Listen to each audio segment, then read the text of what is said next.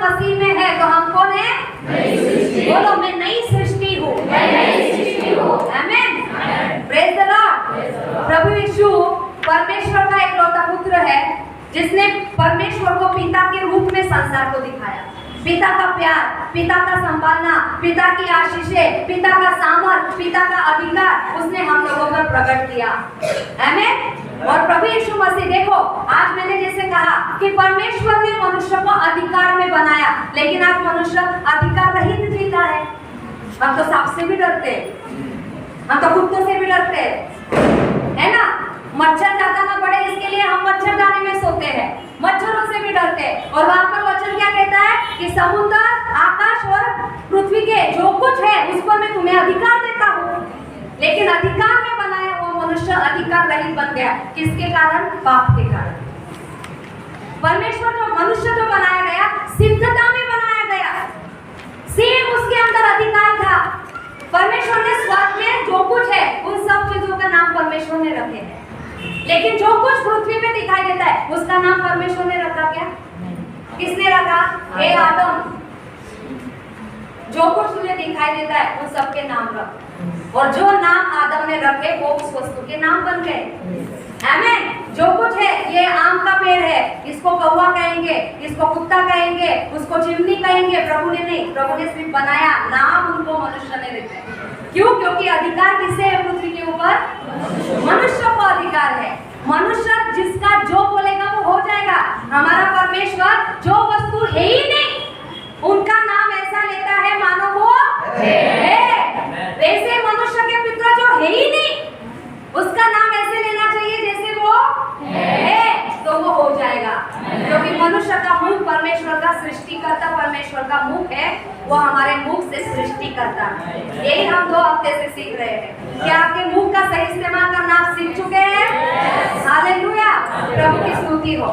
वो मनुष्य सिद्धता में बनाया गया, सेम गुण, सेम विशेषताएं उसके अंदर, सेम पर्सनैलिटी उसके अंदर, सेम अथॉरिटी, सेम पावर में बनाया गया, सिद्ध बनाया गया। लेकिन पाप के कारण वो सिद्धता से बाहर हो गया। मनुष्य सुंदर बनाया गया, लेकिन पाप के कारण वो बेडोल बन गया। ठीक है?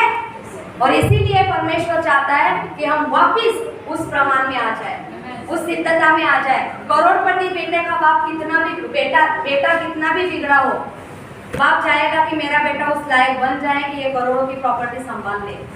आमीन। वैसे पाप के कारण हम बेडोल हो गए और परमेश्वर चाहता है कि हम वापिस उसके उस विरासत के वारिस बन जाए। आमीन। तो इसलिए परमेश्वर ने यीशु मसीह को भेजा। और यूहन्ना उसका अध्याय 1 उसका 12 वचन में क्या लिखा है? जो कोई यीशु मसीह पर विश्वास करता है वो सभी परमेश्वर के पुत्र कहलाते हैं। आमीन। संसार के जो लोग हैं वो परमेश्वर की निर्मिति है, पुत्र नहीं है। यस, ठीक है। लेकिन जब हम प्रभु यीशु मसीह पर विश्वास करते हैं तो विश्वास के द्वारा हम परमेश्वर के पुत्र बन जाते हैं। आमीन। किसके द्वारा पुत्र बन जाते हैं? विश्वास के द्वारा हम परमेश्वर के पुत्र बन जाते हैं, क्योंकि हम परमेश्वर के पुत्र है भी। आमीन। आम के पेड़ को जो आम लगता है, आम का जो कैरी होती है उसमें किसके गुण होते हैं? आम के। उसमें कितनी मिठास होगी जितने वो बड़े आम में है, ठीक है। लेकिन वो कैरी को आम के अवस्था तक आना है, तब वो वैसा फलदायी बनेगा जैसा वो फला हुआ पीका हुआ आम है। वैसे मनुष्य को किसने बनाया? परमेश्वर ने बनाया, अपनी समानता में, अपने स्वरूप में। तो कुत्ते का बच्चा क्या कहलाता है? कुत्ता। क्या कहलाता है? बिल्ली का बच्चा? ससे का बच्चा? खरगोश का बच्चा? तो फिर परमेश्वर के बच्चे क्या कहलाएंगे? हालेलुया। वचन संहिता 82 उसका 6 वचन 82। मैंने कहा था तुम ईश्वर हो और सब के सब परम प्रधान के पुत्र हो। हालेलुया। हम कौन है? परमेश्वर ने क्या कहा? परमेश्वर यहाँ पर बात कर रहा है। क्या कह रहा है परमेश्वर? मैंने तो कहा कि तुम सब ईश्वर हो और तुम परम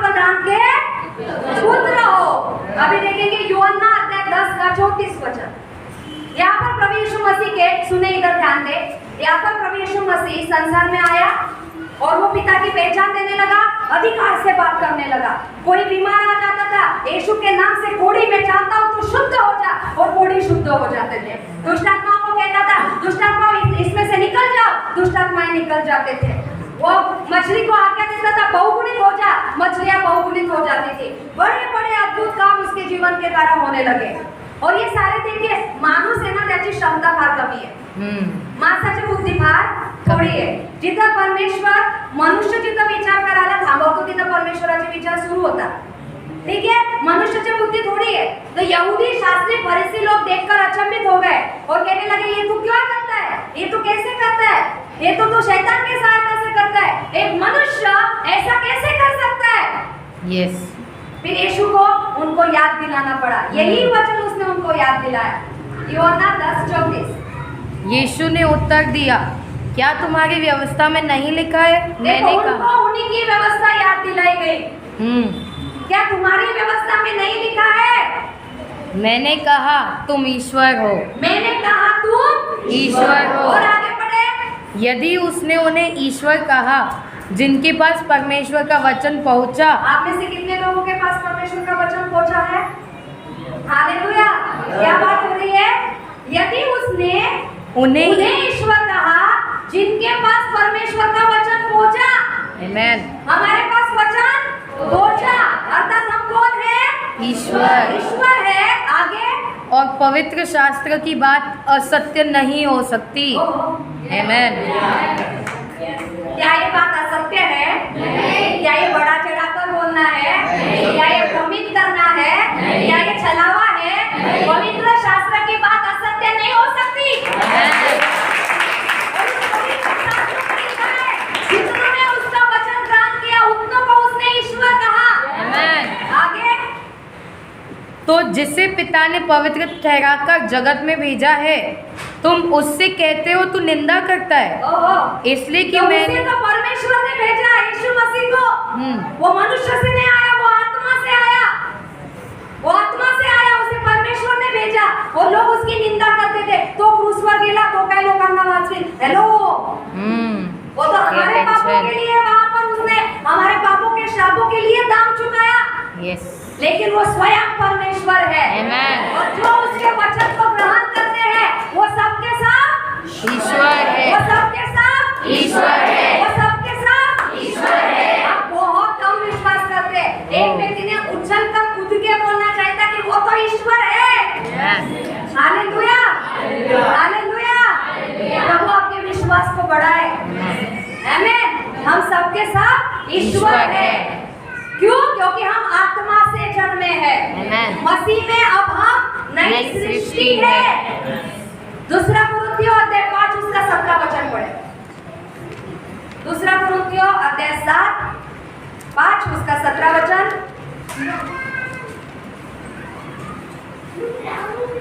इसलिए यदि कोई मसीह में है तो वह नई सृष्टि है। आमेन। पुरानी बातें बीत गई है, देखो सब बातें नई हो गई है। आमेन। जितना मसीही में है वह सभी नई सृष्टी है। पुरानी बातें बीत गई। मी तर काय लायकीचाच नाही, माझ्याकडनं हे नाही होणार, माझी क्षमता तेवढी नाही आहे, मी तर मनुष्य मात्र है, मी तर बापू मात्र है। पुराने नियम में सभी भविष्यवक्ता जब बात करते थे, बड़ी बड़ी बात करते थे, और उसके बाद लास्ट में वो क्या बोलते थे? हम तो बाप मात्र है। यही में भी भजन संहिता 82 में भी दाऊद बड़ी बात कर रहा है कि परमेश्वर ने कहा कि हम ईश्वर है, और नीचे जाके क्या लिखा है वहां पे? लेकिन हम मनुष्य के जैसे मरेंगे। क्यों? क्योंकि उनके पास आधा खोला गया था। उनको सिर्फ आधा पता था कि वो परमेश्वर की संतानें हैं। लेकिन आपके और मेरे ऊपर परमेश्वर ने पूरा स्वर्ग खोल दिया। इस्राएलियों में दिखे कि स्वर्गदूत भी एकदम नजर लगा के खोज रहे थे कि वो रहस्य क्या है, कब होगा। और वो रहस्य क्योंकि उनसे परमेश्वर ने भविष्यवक्ताओं के द्वारा बातें की, इसलिए उनकी बातें थोड़ी थी, धुंधली थी, लेकिन अंत के समय में उसने पुत्र के द्वारा बातें की। आमेन। आमेन। और पुत्र ने सब कुछ को प्रकट किया, क्योंकि वो है जो भेदों को खोलता है। आमेन। और फिर हमें पता चला कि हम मसीह में नई सृष्टि है। तो नई सृष्टि अर्थात क्या? जो भी पुराना था वो सब मिट गया, देखो सब कुछ नया हो गया है। आमीन। हमारे अंदर जो भी पुराना था वो सब जाता रहा, पुराना था वो सब मिट गया।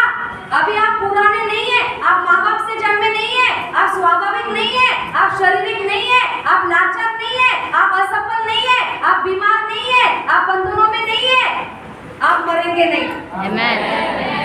आमीन। क्योंकि मसीह में आप हम कौन है?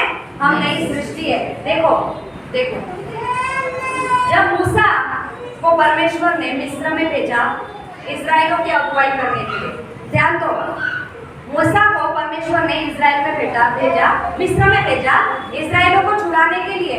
तो मूसा डर गया, क्यों? क्योंकि वो तोतलाता था। 40 साल पहले वो फिरौन को भागकर अपने ससुर के घर में छुप गया था। तो वो डरपोक व्यक्ति था, वो हत्यारा व्यक्ति था, मर्डर करके भाग गया था उधर से। तोतलाने वाला व्यक्ति था।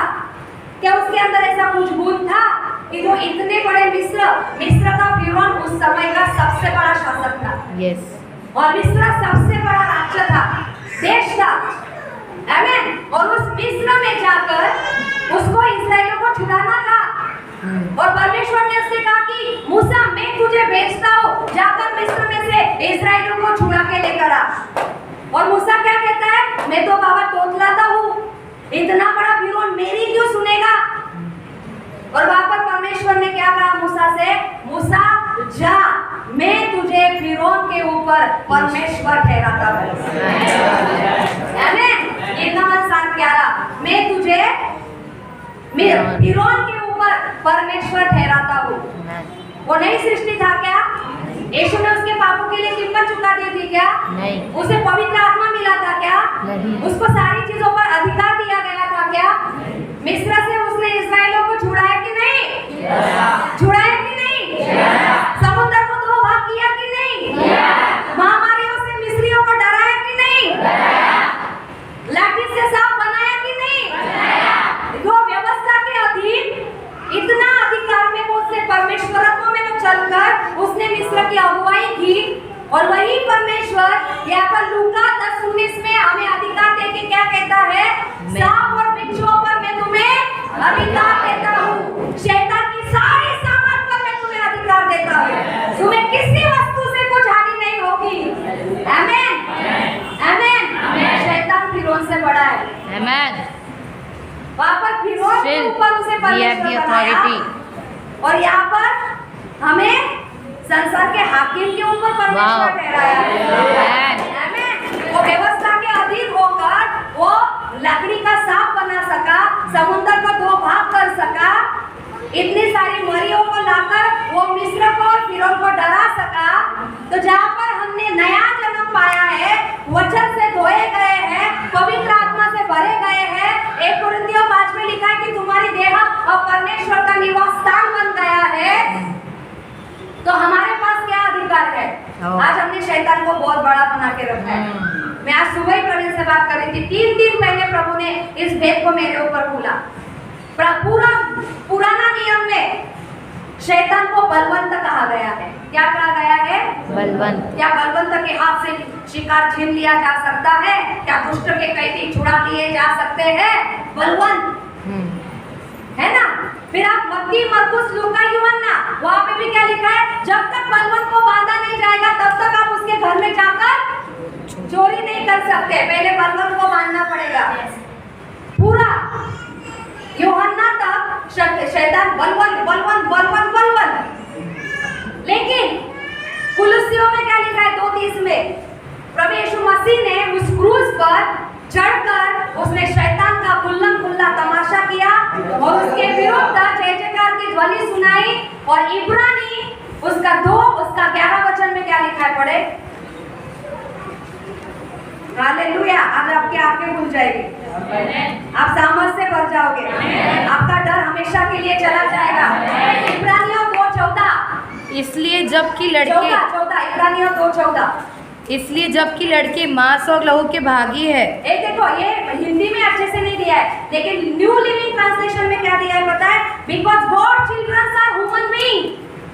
क्या लिखा है? परमेश्वर के पुत्र जो मनुष्य है यस। हाँ आगे, तो वह आप भी उनके समान उनका सहभागी हो गया, यीशु हमारे समान लहू मांस का बन गया, ताकि मृत्यु के द्वारा उसे जिसे मृत्यु पर शक्ति मिली थी अर्थात शैतान को निकम्मा कर दे।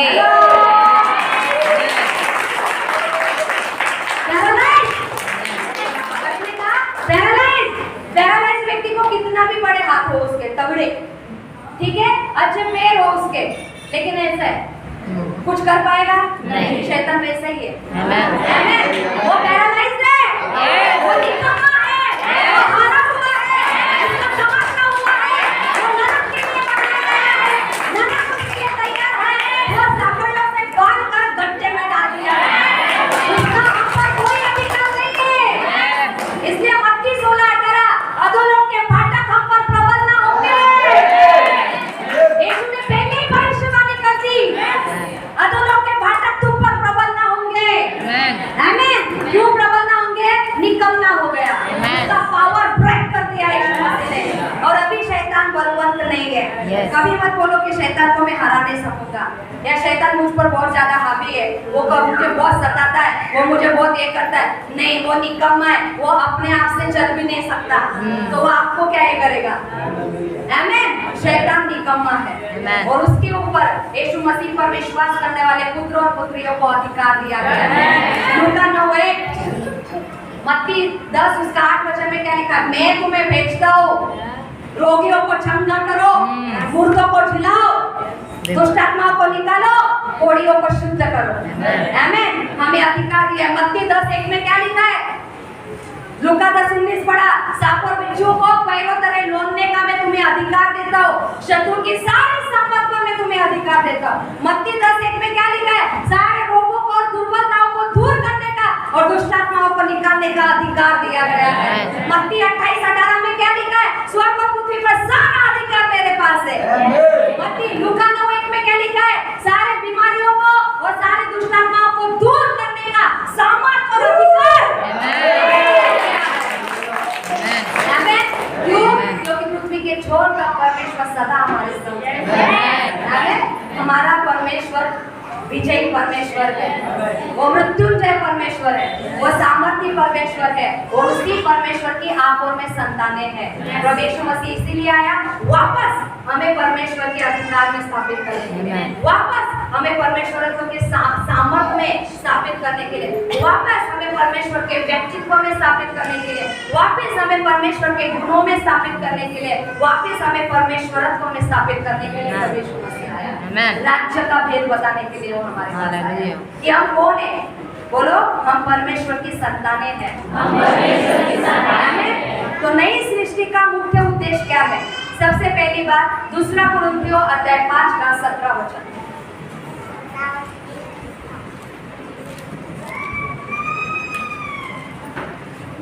वही जो हमने पढ़ा, पुराना बीत गया, सब कुछ नया हो गया है।